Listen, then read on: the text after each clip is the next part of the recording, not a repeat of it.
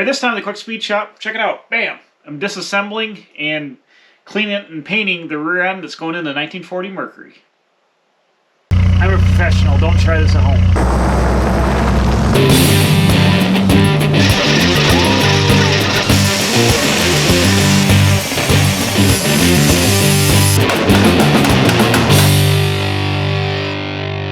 Okay, I think it's finally time to paint the rear end for this car and rebuild it and get it in there. So here we got, this is a Ford 8.7, not 8.8, this is 8.7.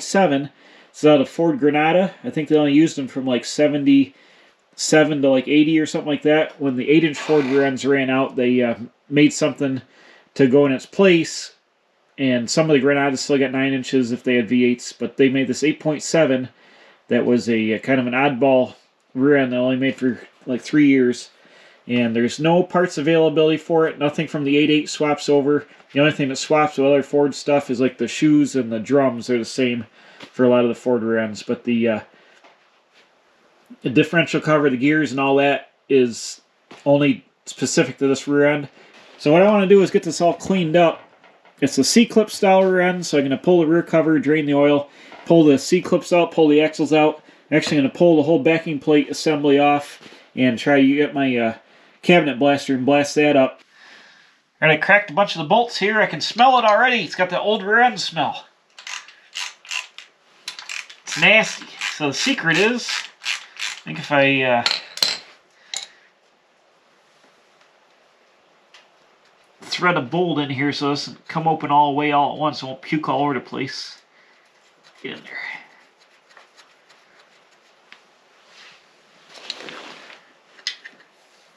Oh, here it comes. Uh-oh. Why is there nothing coming out? That's a bad sign. That's a bad sign.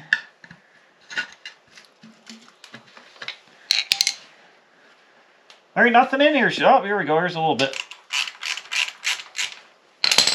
Pretty much bone dry. Aha! Oh yeah. It's been bone dry for a little while because we've got a little bit of rust on the back of the ring gear here.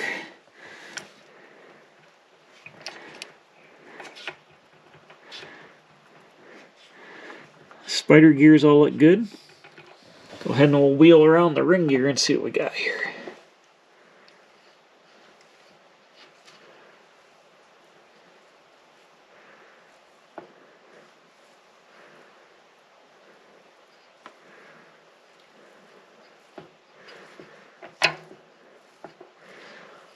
Looks good, no chips, no broken teeth or nothing. Get the axles out here. Here's the axle. There's a C-clips in here that I've got to take this cross pin out here, and there's a bolt right here that holds the cross pin. I got to take that out. The cross pin comes out, then you can pull the C-clips out in here, and then the axle shafts will pull out. So let me get here to the pin.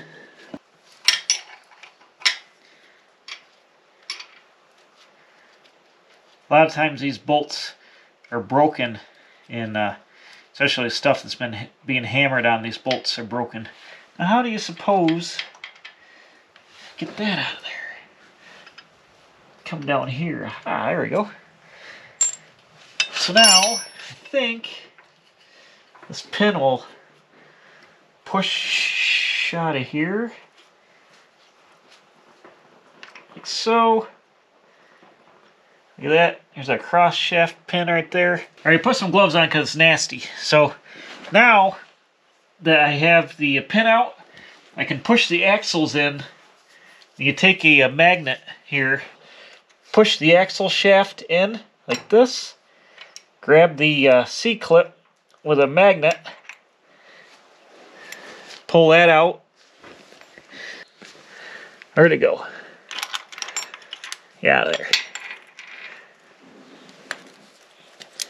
Now the axle shafts will pull right out here, just like so. Whoop! Look at that. There's where that C-clip went on down there at the end. These are pretty beefy axles. I think they're 28 spline. I don't know. I'll have to count one and see. But there's the axle shaft.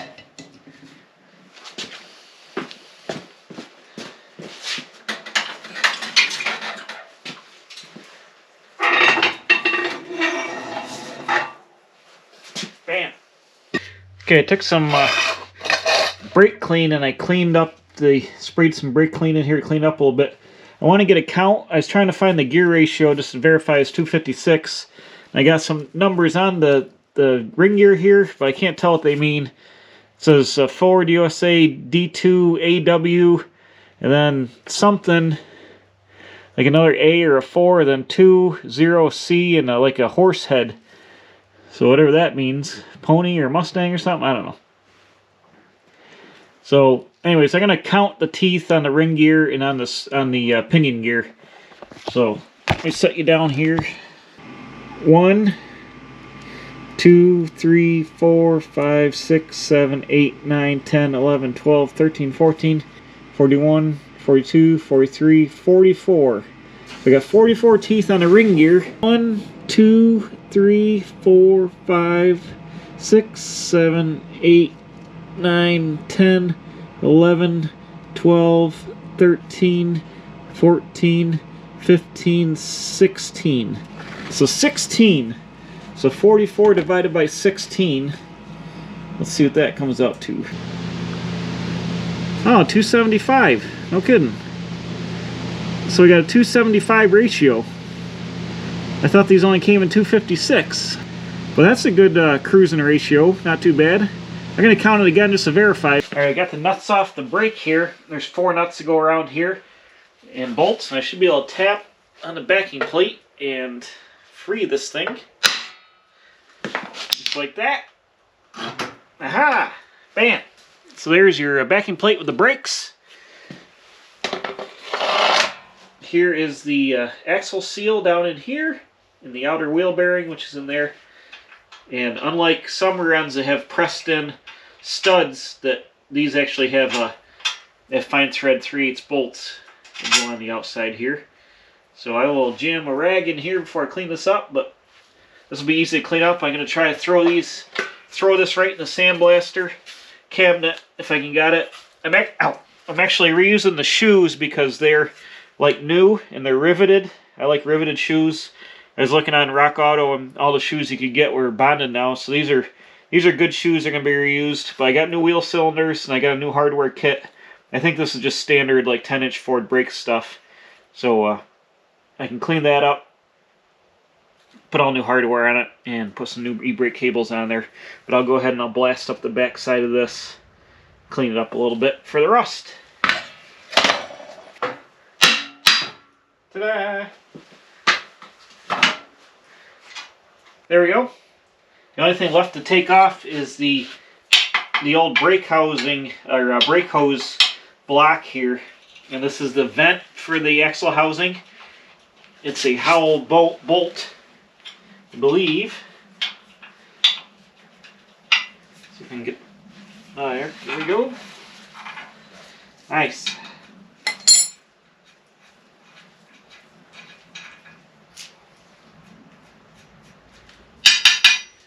This is a brass block that would have had the rubber hoses gone here at the end, but it's where your brake lines go in.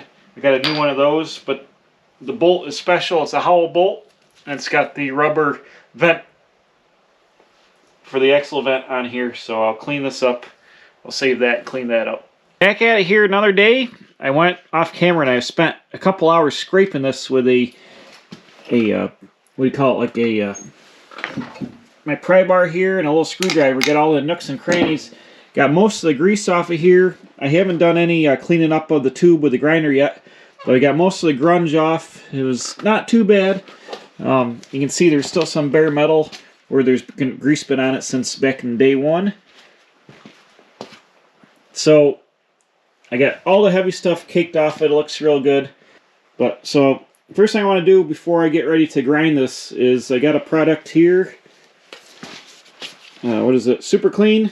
Super Clean actually sent me a bunch of products back like a couple months ago, and I've been slowly using them in projects here, try to get a different feel of different stuff. So we're going to go ahead and use this degreaser on here. You're supposed to spray it on, then rinse it off with water. I'm going to foam it up on there, and then put the wire brush to it and try to get some of this grease that's on here loose. So here we go. So I got the Super Clean foaming aerosol degreaser. Let's try it out. Oh, look at that. Just like tire shine. Bam. Alright, so I'll spray it on here, and we'll see what happens.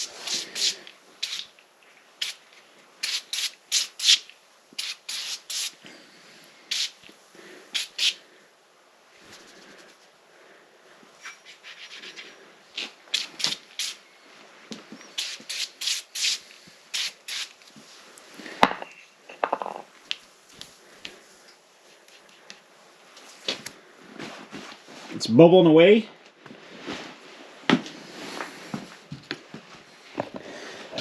Well, it's dissolving here. I think I'm going to take my wire brush and give her a little scrape, kind of get some action going.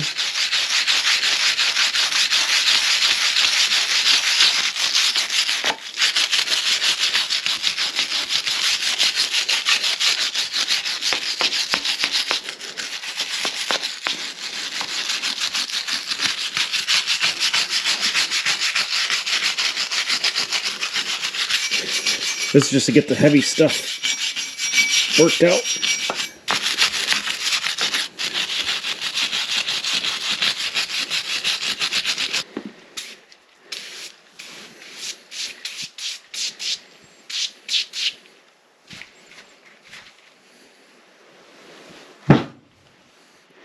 I'm just going to let it foam here for a little bit.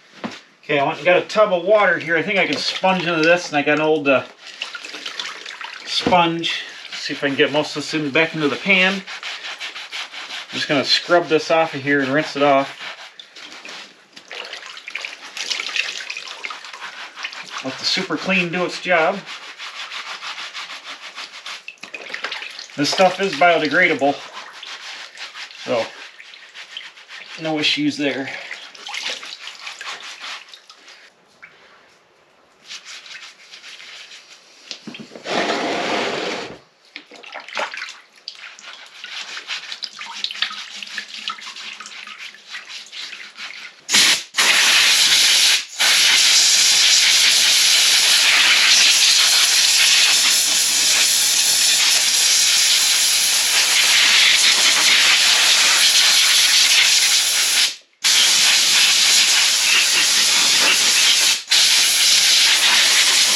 So that worked good. It cleaned up the residue real nice. I've still got some heavy grease here that I've got to scrape off, and I'll hit it again with the foam.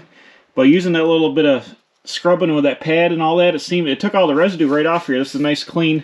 Now I got some factory paint marks from the factory there, from assembly. Got bare metal on the spot welds on the axle tube, plug weld there. So I'm going to go ahead and keep cleaning this thing up. It should clean it up really nice.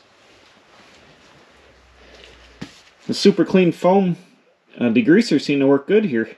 And it is biodegradable. You spray it on and rinse it off just like I showed you.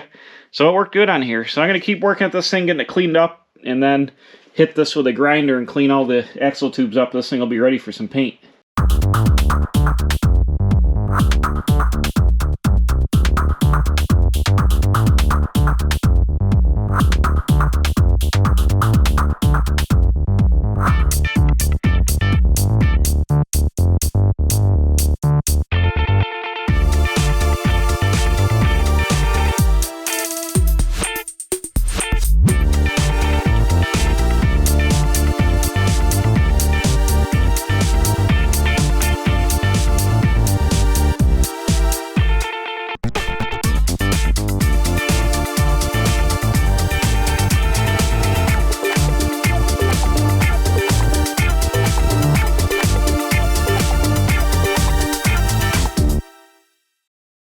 Alright, bam, there we go. I got her all cleaned up, and I took the dual action sander with some 120, and I sanded the tubes to get rid of the, smooth out the grinder marks so you can see them a little bit, but I got it roughed up real good. This is going to give a good surface for the Eastwood rust encapsulator to stick. Bam. I'm going to be using here to paint it, the Eastwood rust encapsulator matte black.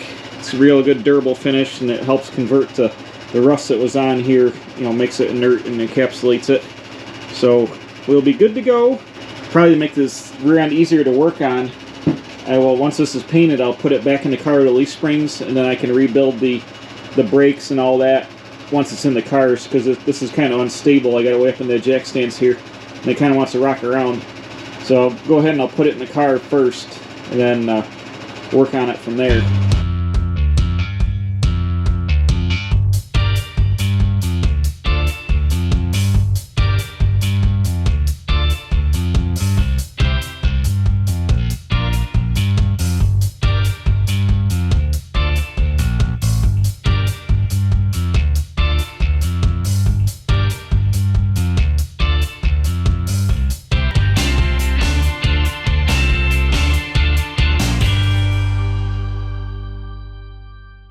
Okay, I got the second coat on the rear end here. Fan's been going for an hour or so while I was out sandblasting the backing plates of the cabinet blaster. But that's looking good. It's drying up. Now it's a pretty flat looking color, and I painted the springs a satin black Rust-Oleum. So I'm going to let this cure overnight, then I'm going to scuff it and hit it with satin black Rust-Oleum that will match, or semi-gloss I should say, that'll match the leaf springs so the suspension will be all the same color. But it's got two good coats of coverage on there. So it should have locked all the rust in that was in the pits and sealed all the new metal up that I sanded down. So it should be a good start for a good rear end in this car. Let me go outside, I'll show you the other pieces. Now here I got these drying. I got a couple coats of encapsulator on here. And I went and I blasted inside. Not on the brake surface obviously, but I blasted a lot of the stuff together, cleaned it all up and got it real good. And threw a coat of encapsulator on the inside there, then I got a couple coats on the outside here. And I got the diff cover too, so everything's blasted. It blasted up real nice white metal. Got all the rust out of the pits, and then 2 coats of encapsulator. So this is, bam, it's a win here. That looks good. So I'll let this set up out here in the sun and I'll put everything away. So I think that's all I can do for now on the rear end. I just got to let it set up overnight, and then I'll scuff it with some Scotch-Brite, like the instructions say, sand to 320. I'll hit it with some Scotch-Brite, just touch up the surface here. It's dry to the touch, but it says let it dry 6 to 8 hours before top coating. So I'll let it dry overnight, and then it'll be good to go. I'll put that satin semi-gloss on there, and it'll match the springs. But good progress today, even though it doesn't look like I got a lot done. It's a little win here. The rear end came apart real nice, and I'm glad I got 275 gears instead of 256s. That's a little bit better for acceleration, but still a pretty, what do you call it, pretty high gear for cruising down the highway, especially since I got short tires in the back of this thing. So this should probably cruise at 70. I'm going to guess probably like 2300 RPM-ish. That should be plenty good for the old 350. That'll be fine. It's in this thing. It'll get good gas mileage and cruise and not scream the motor. So I'm happy with that. But next time I'll have the rear end housing back in the car, and we'll put the axles back in, put new axle seals in here, put the new brake hardware on, and then put the differential cover back on. Surprisingly, you can get a gasket for this, even though they only made it for like 2 years. I got a gasket. So we'll button all that up. I got to order some brake lines, some nickel copper iron brake line. I'm going to run new 3/16 lines in there. I've got the new rubber line. We've got to mount that in the car. I think I got to extend the original brake line like 18 inches or so to meet the rubber line. But we'll be able to get all the rear brake stuff put together. Oh, I do have new drums for it too. They're just like standard 10-inch Ford drums. I'll get those painted up, and I'll be able to put the rear end in the car and slam the whole thing together. And then I think I can set it down. Well, actually, no, I got to run some brake lines and the fuel line too. Okay, we're getting real close to setting the thing down, so I'm getting excited. It's like warm weather out now, so I want to get this car done. I'm getting kind of burned out working on it. I want to work on something else, so I want to get it going here, get the thing on the road and cruise and have fun with the 40 Mercury. So thanks for watching. I got a lot of cool stuff going on all summer here. Gonna have a couple of different builds coming up and a building project, so a lot of fun stuff to look forward to. Thanks for watching. We'll see you again next time.